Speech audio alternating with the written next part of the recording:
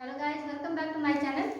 हमने इसके पहले आपको जो डायरेक्ट इनडायरेक्ट स्पीच है, नरेशन है, उसके बारे में आपको जो है assertive sentences, interrogative sentences, imperative sentences बता रखे हैं। अब आज की वीडियो में हम पढ़ेंगे ऑप्टेटिव सेंटेंसेस, जैसे हमने यहाँ लिख रखा है। तो ये है डायरेक्ट इनडायरेक्ट स्पीच,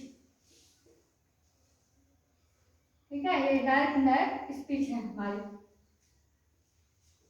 तो जैसा कि नाम से ये बोध हो रहा है कि ऑप्टेटिव सेंटेंसेस यानी कि प्रार्थना वाचक वाक्य। जब भी हम प्रार्थना करते हैं, अपनी इच्छा व्यक्त करते हैं, तो वे सभी वाक्य कैसे होते हैं? प्रार्थना वाचक वाक्य यानी इंग्लिश में ऑप्टेटिव सेंटेंसेस। ये ऑप्टेटिव सेंटेंस भी हमारे डायरेक्ट इनडायरेक्ट स्पीच यानी नरेशन का एक हिस्सा है। इसे हम और आगे जो डीप स्टडीज की करेंगे, तो वाक्यों और उदाहरण के साथ साथ आइए देखते हैं क्या है। सबसे पहले इसकी परिभाषा। ऑप्टेटिव सेंटेंसेस का प्रयोग प्रार्थना, विश यानी इच्छा, ब्लेसिंग्स यानी आशीर्वाद, कर्ष यानी कि अभिशाप आदि की भावना को व्यक्त करने के लिए किया जाता है। जब भी हम किसी को अपनी भावना व्यक्त करते हैं, जैसे किसी को अभिशाप दिए कि तुम मर जाओ, है ना, तुम फेल हो जाओ, इस तरह की कोई बात कही जाती है, क्या है? कर्ष है, किसी को अभिशाप दे रहे हैं। या कहते हैं कोई माँ अपने बेटे को कहती है, बेटा तुम दीर्घायु हो, तुम बहुत खुश रहो। कोई हमारा पैर छूता है या हमसे आशीर्वाद देता है, तो हम आशीर्वाद के तौर पर, जिसे हम कहते हैं ब्लेसिंग्स, तो हम क्या कहते हैं? खुश रहिए, अच्छे रहिए, है ना, स्वस्थ रहिए। हमारी क्या है? ब्लेसिंग्स हमारी विशेष है, इच्छा है, ठीक है। जिसे हम विश भी कह सकते हैं और इसे ब्लेसिंग्स भी कह सकते हैं। लेकिन हम कहेंगे कोई अगर यदि बीमार है, उसे हम देखने जाते हैं तो कहते हैं भगवान जल्द ही आपको ठीक कर दे, या भगवान जल्द से जल्द आपको इस रोग से मुक्त कर दे। तो हम ये भगवान से क्या कर रहे हैं? प्रेयर कर रहे हैं, प्रार्थना करते हैं। तो इस तरह की चीजें जो करते हैं हम अपने अंतरात्मा से में कहते हुए भगवान से प्रार्थना करते हैं किसी के लिए। तो इस तरह की चीजें जब हम किसी के लिए व्यक्त करते हैं, इस तरह के भाव जब हमारे मुंह से निकलते हैं, तो हम उन्हें क्या कहते हैं? ऑप्टेटिव सेंटेंसेस यानी प्रार्थनावाचक वाक्य। तो यहाँ पर हम सबसे पहले देखेंगे इसके कुछ रूल्स हैं। तो जो प्रार्थनावाचक वाक्य यानी ऑप्टेटिव सेंटेंसेस हैं, इनके वाक्यों को जो डायरेक्ट में लिखे रहते हैं, उन्हें इनडायरेक्ट में बदलने के लिए कुछ नियम हैं। आइए उन नियमों को हम देखेंगे। सबसे पहले डायरेक्ट से इनडायरेक्ट स्पीच में बदलने के लिए निम्नलिखित रूल्स को फॉलो किया जाता है, करते हैं या किया जाता है। तो क्या है? पहला, रिपोर्टिंग वर्ब में से सेड। जो हमारा डायरेक्ट स्पीच है उसमें जो रिपोर्टिंग वर्ब होता है, वह यदि से और सेड है, तो वह से और सेड को सेंस के अनुसार, उसका सेंस यदि प्रेयर का रहा तो प्रेड, ब्लेसिंग का रहा तो ब्लेस्ड, कर्ष का रहा तो कर्स्ड और विश का रहा तो विश करते हुए हमने लिखा यहाँ पर प्रे प्रेड, है ना, wish wish, bless blessed, कर्ष cursed. यानी से है तो ये फर्स्ट फॉर्म रहेगा, सेड है तो उसकी जगह पे प्रेड, विश, ब्लेस्ड और कर्स्ड रहेगा में चेंज किया जाता है। ये पहली चीज होगी, रिपोर्टिंग वर्ब का जो सेंस मिलता है। नेक्स्ट आता है इन्वर्टेड कॉमाज। जो है इन्वर्टेड कॉमाज एक है, इसको हटाकर हम क्या लगाते हैं? दैट, जैसा कि हम असर्टिव सेंटेंस में बनाते थे। तीसरा, वाक्य के अंत में एक्सक्लेमेशन साइन या आश्चर्यबोधक जो चिन्ह होता है, इसे हटाकर फुल स्टॉप लगा देते हैं, ठीक है, फुल स्टॉप लगाते हैं। और तो जब एक्सक्लेमेशन साइन को हटाकर जो साइन ऑफ एक्सक्लेमेशन है उसे हटाकर हम फुल स्टॉप लगाएंगे, तो वह सेंटेंस कैसा हो जाएगा? अफर्मेटिव सेंटेंस बन जाएगा, पॉजिटिव सेंटेंस बन जाएगा, ठीक है। अब आते हैं कुछ उदाहरण। जैसे हमने यहाँ लिखा है, माँ ने मुझसे कहा, माँ ने मुझसे कहा तुम दीर्घायु रहो, तुम दीर्घायु रहो। इसे हम इंग्लिश में कैसे लिखेंगे? Mother said to me, mother said to me, may you live long. तो जैसा कि मैंने बताया है कि यदि रिपोर्टिंग वर्ब, जो रिपोर्टिंग वर्ब है वह सेड है, तो इसे हम किसमें बदल देंगे? सेड कहा और इसने क्या है? मे यू लिव लॉन्ग, इसे हमें अपनी इच्छा व्यक्त की है, तो इसके लिए हम क्या करेंगे? विश या ब्लेसिंग, है ना, वो अपने अंतरात्मा से हमें ब्लेसिंग करें, तो क्या कहेंगे? मदर, हम इसमें लिखेंगे मदर, मदर क्या है इसमें? विश, है ना, अपनी इच्छा व्यक्त कर रही है, या ब्लेस्ड, या आशीर्वाद दे रही है ना, आशीर्वाद क्या दे रही है। इसके बाद हम तो ये हमने ब्लेस्ड यहाँ से ये ले लिया, उठा लिया, ब्लेस्ड या विश उठा लिया, ठीक है, दोनों आप चाहे विश कहिए चाहे ब्लेस्ड कहिए। और मे यू लिव लॉन्ग, अब ये इन्वर्टेड कॉमास को हटा दें हम, यहाँ क्या लगा देंगे दैट, ब्लेस्ड मी है ना, यहाँ पे ऑब्जेक्ट भी है, ब्लेस्ड मी, ठीक है, यहाँ पे है ना दैट, इन्वर्टेड कॉमास को हमने हटाया, that may you live long. अब जब हमारे रिपोर्टेड स्पीच का सब्जेक्ट सेकंड पर्सन का हो तो यह रिपोर्टिंग वर्ब के ऑब्जेक्ट के अनुसार बदला जाता है।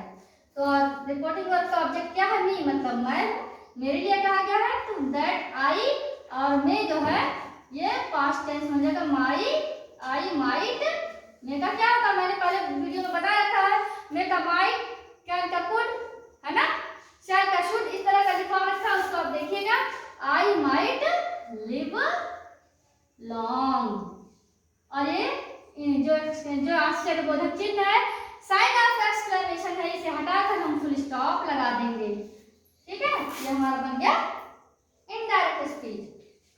अब इसी तरह से एक और आता है, पिताजी ने मुझसे कहा, पिताजी ने मुझसे कहा भगवान तुम्हारा भला करें। अब भगवान से कह रहे हैं पिताजी, तो भगवान से क्या करते हैं, प्रार्थना ही करते हैं ना। तो यहाँ आप देख लीजिए कौन सा इच्छा आ रही है, कौन सा सेंस आ रहा है, प्रेयर का आ रहा है या इच्छा की या आशीर्वाद का या अभिशाप का। भगवान का नाम ले लिया इन्होंने, तो ये हमारा गॉड से कह रहे हैं, तो यहाँ पे प्रेयर करेंगे, तो हम यहाँ लिखेंगे क्या, फादर, सेट की जगह पे क्या लिखेंगे, प्रेड, PRYED, प्रेड, हमने यहां से उठा लिया, प्रेड मी, किससे कह रहे हैं, मुझसे, क्या कह रहे हैं, that may God bless you, तो मे को क्या करेंगे, माइट,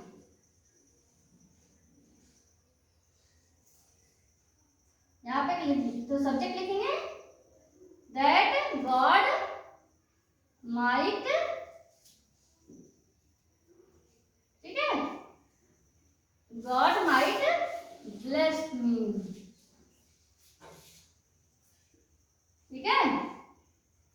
तो क्या लिखा, father prayed me that God might bless me, है ना, फादर ने मेरे लिए, अब ये प्रेयर सुना किए थे, तो ये बीती हुई बात हो गई ना, पास्ट टेंस हो गया ना, प्रे का प्रेड हो गया, सेट था यहाँ पे प्रेड मी, ठीक है, that God might bless me, तो may God bless you, God हमारा सब्जेक्ट है यहाँ पे, और माइट यहाँ हो गया, ठीक है, और मे का माइट हो गया ब्लेस मी, फुल स्टॉप लगा दिया। अगला आता है, रवि ने प्रकाश से कहा तुम नरक में जाओ, कोई लड़का रवि है, वह प्रकाश से कहा था तुम नरक में जाओ, तो ये क्या क्या कैसा सेंस दे रहा है, हमने यहाँ लिख रखा है, सेंस देता है, ठीक है, डायरेक्ट करने के लिए रूल्स फॉलो ये करते हैं, और उसको सेट को सेंस के अनुसार जो भाव है, यहाँ अभिशाप का भाव दे रहा है ना, तो हम क्या लिखेंगे, Ravi said to Prakash may you go to help. अब यहाँ हम लिखेंगे रवि क्या कर रहा है, कष्ट, कष्ट, अभिशाप दे रहा, कष्ट प्रकाश, क्या कह रहा है प्रकाश को, क्या, दैट, कष्ट प्रकाश, दैट, अब ये सेकंड पर्सन का यदि होता है हमारा सब्जेक्ट, तो यह रिपोर्टिंग वर्ब के ऑब्जेक्ट के अनुसार बदला जाता है, तो यू कौन है यहाँ पर, प्रकाश, प्रकाश एक लड़का है, उसको हम क्या कहेंगे, ही, ठीक है, ही, रवि कष्ट प्रकाश, दैट ही, क्या होगा, he might go to help, ठीक है, आ रही बात समझ में, तो थोड़ा ऊपर लिख दें, आपको दिख नहीं रहा होगा,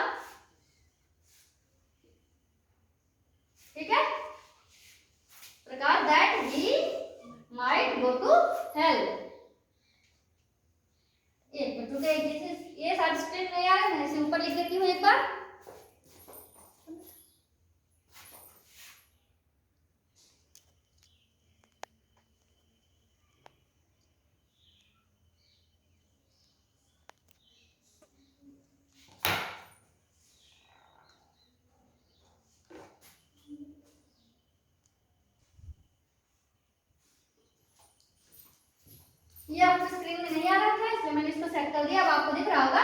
Ravi said to Prakash may you go to help. Ravi कष्ट Prakash that he might go to help. तो यहाँ तक आपको समझ आ गया होगा। अब मैं एक और क्वेश्चन आपको देती हूँ, जैसे कि आप खुद से बनाइए इसमें कि यदि मैं एक इसमें डाल दूं,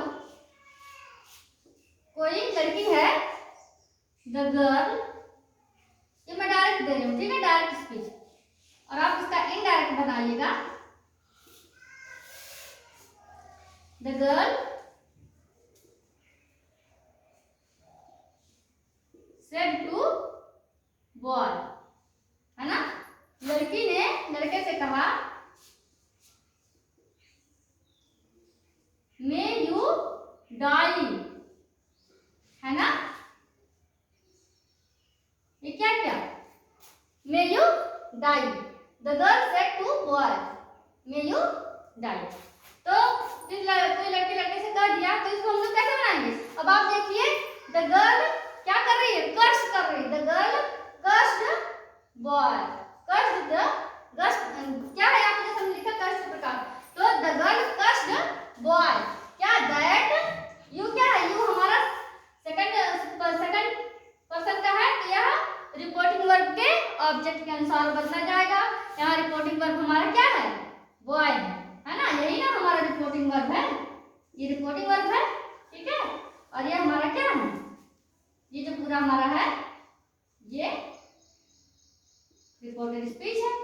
तो रिपोर्टिंग वर्ब के अनुसार ही हमारा ये रिपोर्टिंग वर्ब के ऑब्जेक्ट के अनुसार ही हमारा रिपोर्टेड स्पीच का सब्जेक्ट बदला जाएगा। तो आप लिखिएगा the girl cursed boy that he might die, है ना आसान। यदि आपको हमारा यह वीडियो अच्छा लगे तो इसे लाइक, सब्सक्राइब और शेयर जरूर कीजिएगा। बने रहिए हमारे वीडियो में। मिलते हैं आपसे अगले वीडियो में।